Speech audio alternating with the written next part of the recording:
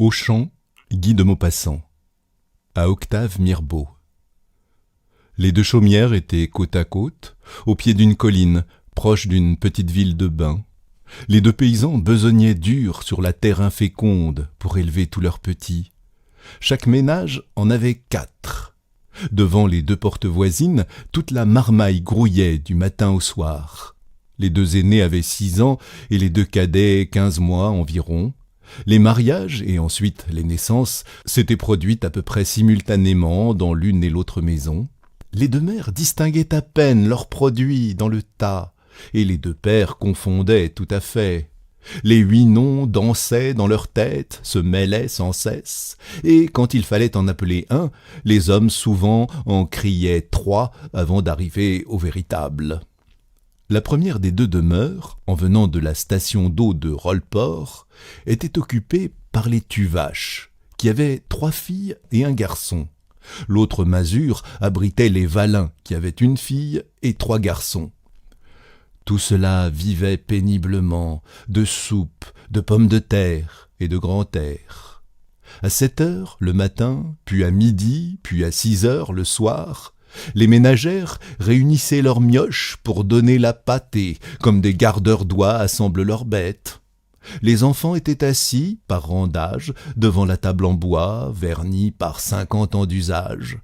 Le dernier moutard avait à peine la bouche au niveau de la planche. On posait devant eux l'assiette creuse, pleine de pain molli, dans l'eau où avaient cuit les pommes de terre, un demi-chou et 3 oignons. Et toute la ligne mangeait jusqu'à plus faim. La mère empâtait elle-même le petit. Un peu de viande au pot-au-feu le dimanche était une fête pour tous. Et le père, ce jour-là, s'attardait au repas en répétant « Je m'y ferai bien tous les jours ». Par un après-midi du mois d'août, une légère voiture s'arrêta brusquement devant les 2 chaumières. Et une jeune femme, qui conduisait elle-même, dit au monsieur assis à côté d'elle « Oh, regarde, Henri, ce tas d'enfants, sont-ils jolis comme ça, à grouiller dans la poussière ?» L'homme ne répondit rien, accoutumé à ces admirations qui étaient une douleur et presque un reproche pour lui. La jeune femme reprit « Il faut que je les embrasse. Oh, comme je voudrais en avoir un, celui-là, le tout petit. » Et, sautant de la voiture, elle courut aux enfants, prit un des 2 derniers, celui des Tuvache, et, l'enlevant dans ses bras, elle le baisa passionnément sur ses joues sales, sur ses cheveux blonds frisés et pommadés de terre, sur ses menottes qu'il agitait pour se débarrasser des caresses ennuyeuses. Puis elle remonta dans sa voiture et partit au grand trot. Mais elle revint la semaine suivante, s'assit elle-même par terre, prit le moutard dans ses bras, le bourra de gâteaux, donna des bonbons à tous les autres, et joua avec eux comme une gamine, tandis que son mari attendait patiemment dans sa frêle voiture. Elle revint encore, fit connaissance avec les parents, reparut tous les jours, les poches pleines de friandises et de sous. Elle s'appelait Madame Henri Dubière. Un matin, en arrivant, son mari descendit avec elle, et, sans s'arrêter aux mioches, qui la connaissaient bien maintenant, elle pénétra dans la demeure des paysans. Ils étaient là, en train de fendre du bois pour la soupe. Ils se redressèrent tout surpris, donnèrent des chaises et attendirent.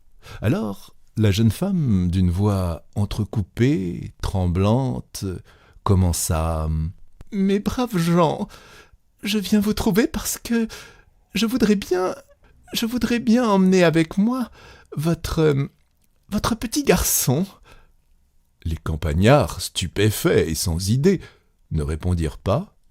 Elle reprit haleine et continua « Nous n'avons pas d'enfant, nous sommes seuls, mon mari et moi. Nous le garderions. Voulez-vous » La paysanne commençait à comprendre. Elle demanda « Vous voulez nous prendre Charlot ? Oh ben non, pour sûr !» Alors M. Dubière intervint. « Ma femme s'est mal expliquée. Nous voulons l'adopter, mais il reviendra vous voir. S'il tourne bien, comme tout porte à le croire, il sera notre héritier. Si nous avions par hasard des enfants, il partagerait également avec eux. Mais s'il ne répondait pas à nos soins, nous lui donnerions à sa majorité une somme de 20 000 francs, qui sera immédiatement déposée en son nom chez un notaire. Et comme on a aussi pensé à vous, on vous servira jusqu'à votre mort une rente de 100 francs par mois. Avez-vous bien compris ? La fermière s'était levée, toute furieuse. « Vous voulez que je vous vendions Charlot? Oh mais non, c'est pas des choses qu'on demande à une mère, ça. Oh mais non, ce serait une abomination. » L'homme ne disait rien, grave et réfléchi, mais il approuvait sa femme d'un mouvement continu de la tête. Madame Dubière, éperdue, se mit à pleurer, et, se tournant vers son mari, avec une voix pleine de sanglots, une voix d'enfant dont tous les désirs ordinaires sont satisfaits, elle balbutia « Ils ne veulent pas, Henri, ils ne veulent pas !» Alors, ils firent une dernière tentative. « Mais, mes amis, songez à l'avenir de votre enfant, à son bonheur, à... » La paysanne, exaspérée, lui coupa la parole. « J'ai tout vu, j'ai tout entendu, c'est tout réfléchi. Allez-vous-en, et puis que je vous revois point par ici. J'ai-tu permis de vouloir prendre un enfant comme ça? » Alors, Madame Dubière, en sortant, s'avisa qu'ils étaient deux tout petits, et elle demanda, à travers ses larmes, avec une ténacité de femme volontaire et gâtée qui ne veut jamais attendre, « Mais l'autre petit n'est pas à vous ?» Le père Tuvache répondit « Non, c'est au voisin, vous pouvez y aller si vous voulez. » Et il rentra dans sa maison où retentissait la voix indignée de sa femme. Les Valin étaient à table, en train de manger, avec lenteur, des tranches de pain qu'ils frottaient parcimonieusement avec un peu de beurre piqué au couteau dans une assiette entre deux. Monsieur Dubière recommença ses propositions, mais avec plus d'insinuation, de précautions oratoires, d'astuces. Les deux ruraux hochaient la tête en signe de refus, mais quand ils apprirent qu'ils auraient 100 francs par mois, ils se considérèrent, se consultant de l'œil très ébranlé. Ils gardèrent longtemps le silence, torturés, hésitants. La femme enfin demanda « Qu'est-ce que t'en dis, l'homme ?»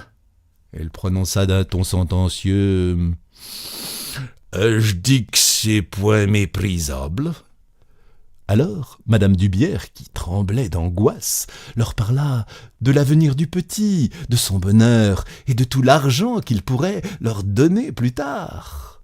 Le paysan demanda « Cette rente de 1200 francs, ce sera promis devant le notaire ?» Monsieur Dubière répondit « Mais certainement, hein, dès demain. » La fermière, qui méditait, reprit « 100 francs par mois, c'est point suffisant pour nous priver du petit. Ça travaillera dans quelques ans, Stéphane. Il nous faut 120 francs. » Madame Dubière, trépignant d'impatience, les accorda tout de suite, et comme elle voulait enlever l'enfant, elle donna 100 francs en cadeau pendant que son mari faisait un écrit. Le maire et un voisin, appelés aussitôt, servirent de témoins complaisants, et la jeune femme, radieuse, emporta le marmot hurlant, comme on emporte un bibelot désiré d'un magasin. Les Tuvache, sur leur porte, le regardaient partir, muets, sévères, regrettant peut-être leur refus. On n'entendit plus du tout parler du petit Jean Valin.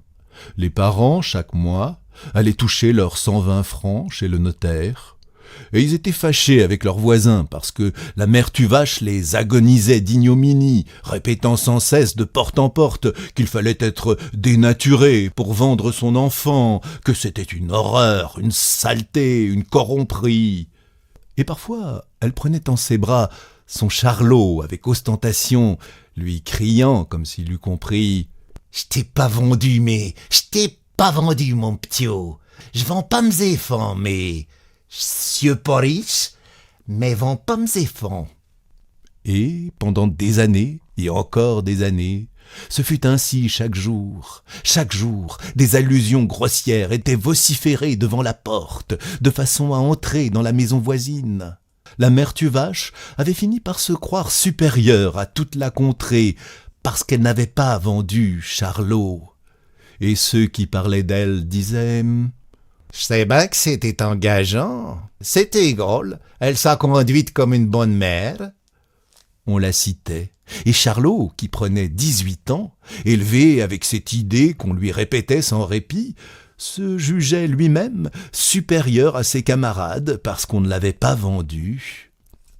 Les Valin vivotaient à leur aise grâce à la pension. La fureur inapaisable des Tuvache, restés misérables, venait de là. Leur fils aîné partit au service. Le second mourut. Charlot resta seul à peiner avec le vieux père pour nourrir la mère et 2 autres sœurs cadettes qu'il avait. Il prenait 21 ans quand, un matin, une brillante voiture s'arrêta devant les 2 chaumières. Un jeune monsieur, avec une chaîne de montre en or, descendit, donnant la main à une vieille dame en cheveux blancs. La vieille dame lui dit « C'est là, mon enfant, à la seconde maison. » Et il entra, comme chez lui, dans la masure des Valin. La vieille mère lavait ses tabliers, le père infirme sommeillait près de l'âtre. Tous 2 levèrent la tête, et le jeune homme dit « Bonjour papa, bonjour maman ». Ils se dressèrent, effarés.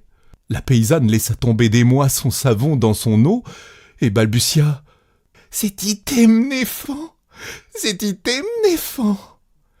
Il la prit dans ses bras et l'embrassa en répétant « Bonjour maman », tandis que le vieux, tout tremblant, disait de son ton calme qu'il ne perdait jamais « Te v'là-t-il revenu, Jean ?»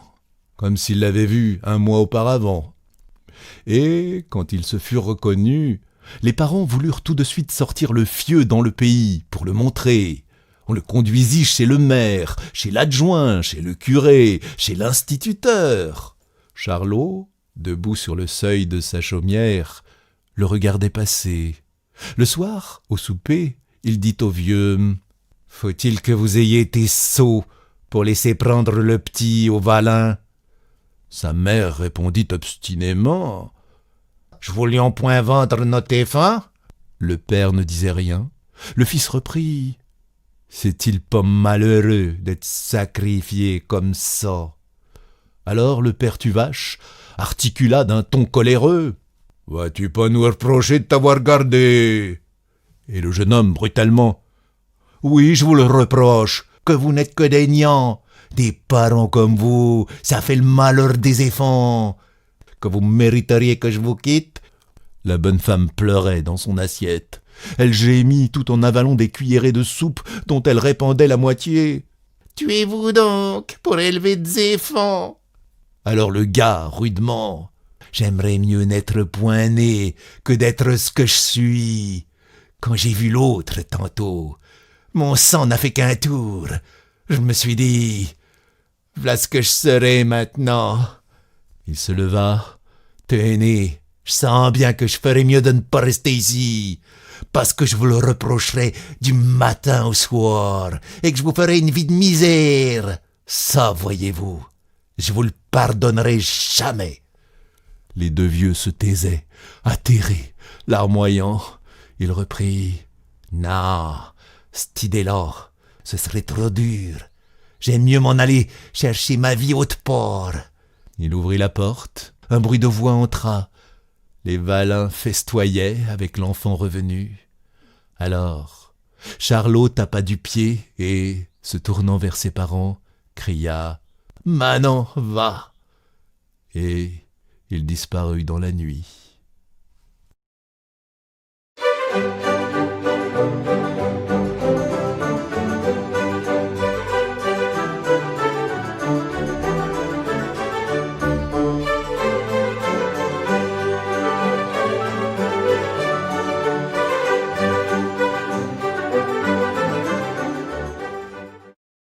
اشترك في القناة علشان يوصلك كل جديد، ولو حاسس ان الفيديو ده ممكن يفيد حد اعمل له شير مع اصحابك.